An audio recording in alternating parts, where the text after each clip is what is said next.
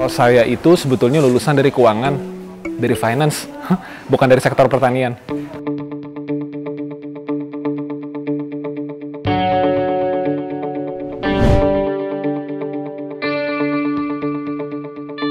Sini produksi kita hasilkan tuh produk akhirnya tuh jamur tiram, beserta dengan media tanamnya. Kalau omset kita sekarang kalau kita full ya kira-kira mendekati 1 miliar lah, 1 miliar lebih dikit. Kalau sektor pertanian itu kan yang kita kembangkan bukan hanya aspek teknis saja ya, tapi termasuk aspek sosial. Jadi menurut saya kalau secara teknis itu bisa dipelajarin sebetulnya, tapi aspek sosial lebih penting. Gimana cara kita berinteraksi dengan orang di sini, gimana cara kita bisa memimpin orang di daerah sini, itu sih yang paling utama sebetulnya. Tentu penyerapan tenaga kerja di sini jadi tinggi ya, karena kan sebetulnya di sini ini banyak pertanian ini sifatnya masih konvensional. Jadi sejak pengembangan industri ini akhirnya penyerapan tenaga yang lebih dengan kompetensi tinggi lebih banyak gitu loh. Terutama anak-anak lulusan sekolah sini, mereka nggak harus bertani konvensional lagi. Mereka banyak yang kerja di sini akhirnya.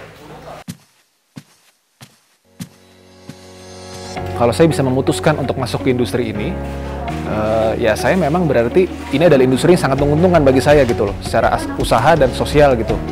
Jadi kalau menurut saya, yang penting kita coba terjun dulu. Jangan cuma melihat dari liputan media atau dari omongan orang. Jadi sehingga bisa mendapat gambaran secara real mengenai usaha ini gitu loh.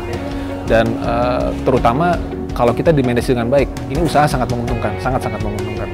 Dibanding kita usaha lain, terutama dalam kondisi pandemi seperti ini, secara statistik kan industri yang masih tumbuh itu pertanian, tapi industri lain kan sebetulnya sudah mengalami resesi gitu. Yes, di sini masuk untuk bisa mereka memberikan support terkait pelatihan kewirausahaan. Kemudian bagaimana sih bisnis yang tepat untuk mereka lakukan di lokasi itu. Karena setiap lokasi pasti akan memiliki kekhasan masing-masing ya, peluangnya beda-beda. Misalkan Cianjur lebih pada horti gitu ya. Jadi setiap lokasi Yes di sini punya kekhasan masing-masing untuk kita buka peluang bisnis bagi anak-anak muda itu. Kalau ajakan saya sih dengan ada program Yes ini ya, terutama kita sudah ada sarana dari Kementan untuk pendanaan. Dan sarana di sini sudah siap ya. Jadi saya sangat mengajaklah anak-anak muda ini untuk bisa terjun langsung ke sektor pertanian secara real gitu.